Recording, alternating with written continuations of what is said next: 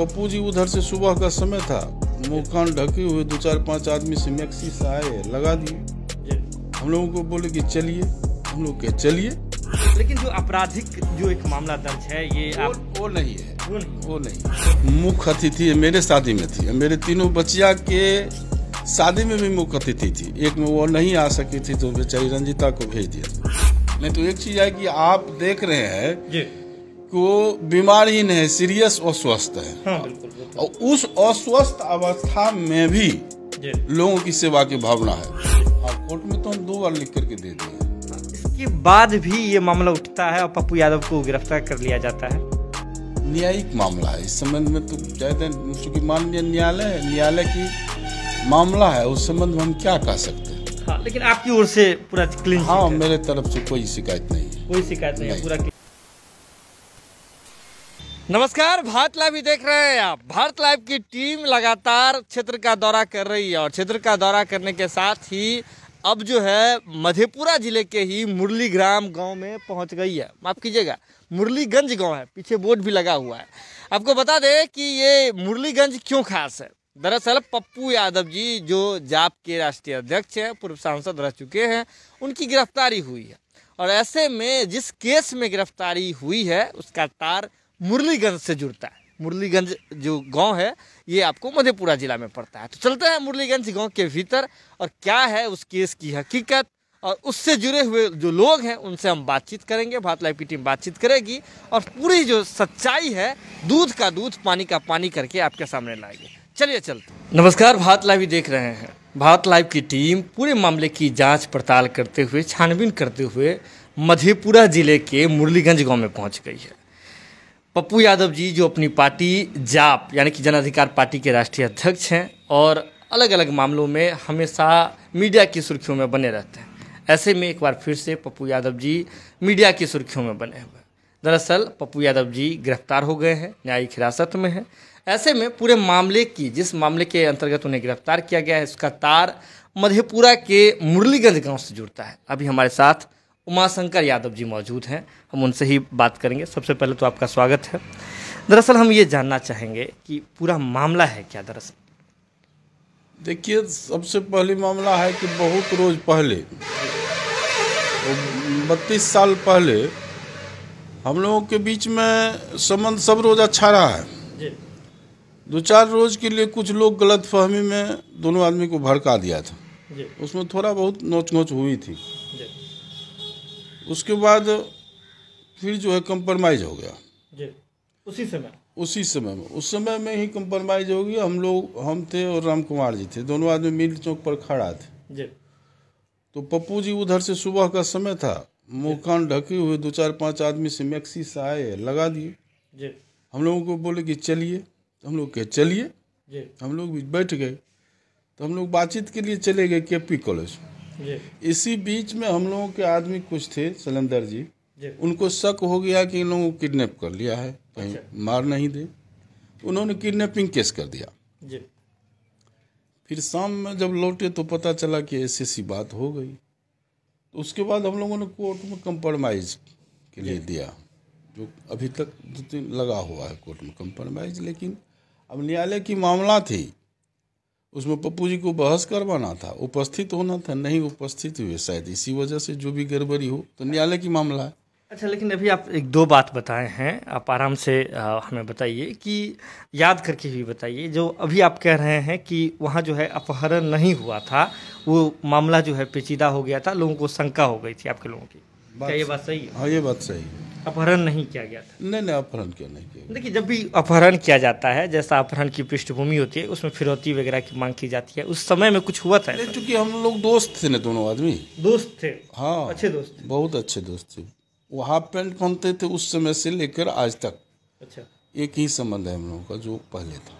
अच्छा, तो बीच में अगर जो ये जो मामला है, उस मामले पे तो हम ज़्यादा नहीं, क्या आप बता सकते हैं कि मामला क्या था जिसको लेकर के बहस हो गई थी 2 दोस्तों के बीच में? मामला थी कुछ, एक हमारे दोस्त थे जी, वो किसी लड़की से लव कर रही थी जी। उसी के मामले को लेकर के विवाद हो गया था। मतलब एक जो लड़कपन में होता है प्यार मोहब्बत उस तरह का, क्योंकि अगर हम देखें तो 30 साल पहले आपकी भी उम्र युवावस्था में होंगे, पप्पू यादव भी युवावस्था में होंगे, और जो भी आपके दोस्त हैं एक ही तरह के होंगे। ये लड़की वगैरह का प्यार अफेयर उस तरह का मामला था, उसी में लड़कपन में ये सारी चीजें। हाँ, लड़कपन में सारी। लेकिन जो आपराधिक जो एक मामला दर्ज है ये वो नहीं है, वो नहीं।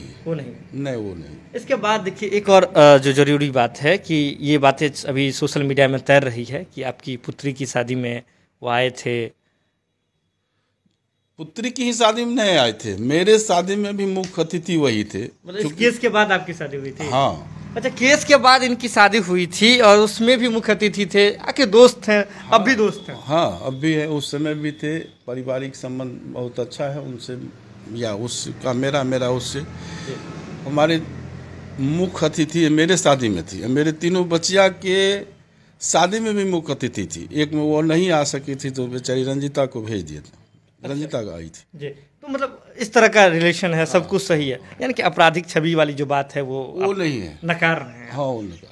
अच्छा, इसके बाद अगर मान लीजिए पप्पू यादव के इतिहास के बारे में कहा जाता है, जो पढ़ा जाता है, लोग कहते हैं कि उनकी आपराधिक छवि रही है। आप तो युवा अवस्था से जान रहे हैं उनको, अगर वो उस समय में अगर ऐसे थे तो अब उसमें आप कितना बदलाव देख रहे हैं? देखिए, होता क्या है कि जब आप सामंत शाह के खिलाफ में लड़ाई लड़िएगा तो उस समय आपको अपराधी कहेगा ही।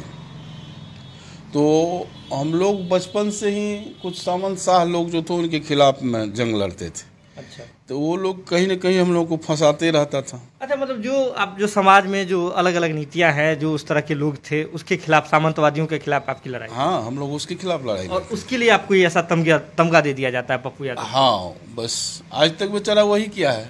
नहीं तो एक चीज है कि आप देख रहे हैं जी, को बीमार ही नहीं, सीरियस अस्वस्थ है। हाँ, बिल्कुल। और उस अस्वस्थ अवस्था में भी लोगों की सेवा की भावना है जी।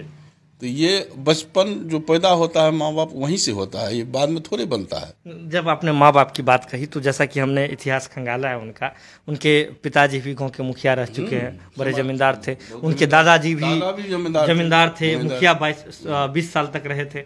तो ऐसे में क्या लगता है कि वहाँ से पप्पू यादव की जड़ें बनी हुई है? नहीं, हेरिडिटी आएगी ना, जो दादा की ब्लड था वही तो पोता का भी ब्लड होगा।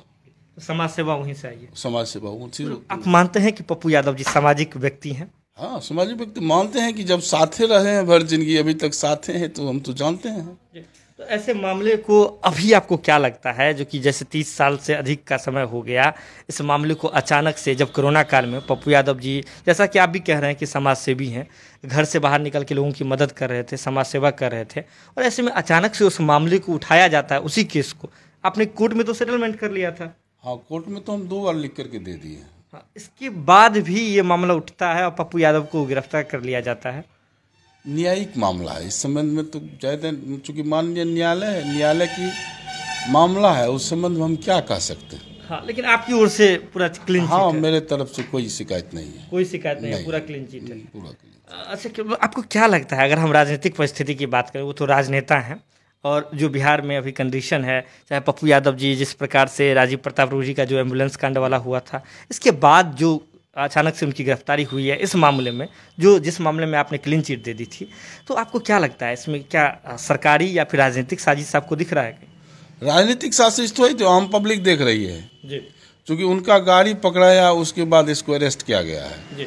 तो वो आप भी समझ रहे हैं, या बच्चे इस बात को समझ रहा है कि राजनीतिक साजिश है, इसमें तो कहीं दो राय है नहीं जी। राजनीति से ओतप्रोत है मामला, राजनीति से ओतप्रोत है। तो मतलब पप्पू यादव जी के लिए उनकी लिए जो है, उनके लिए आप सरकार से क्या गुजारिश कर रहे हैं?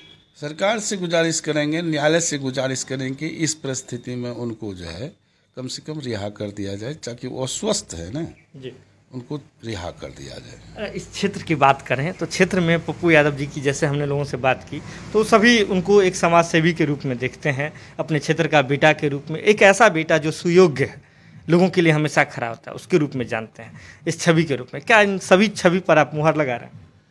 देखिए, जहाँ तक छवि का सवाल है जी, तो पप्पू यादव MP रहे ना रहे, MLA रहे ना रहे जी, लेकिन समाज का सेवा उसका जारी रहता है जी।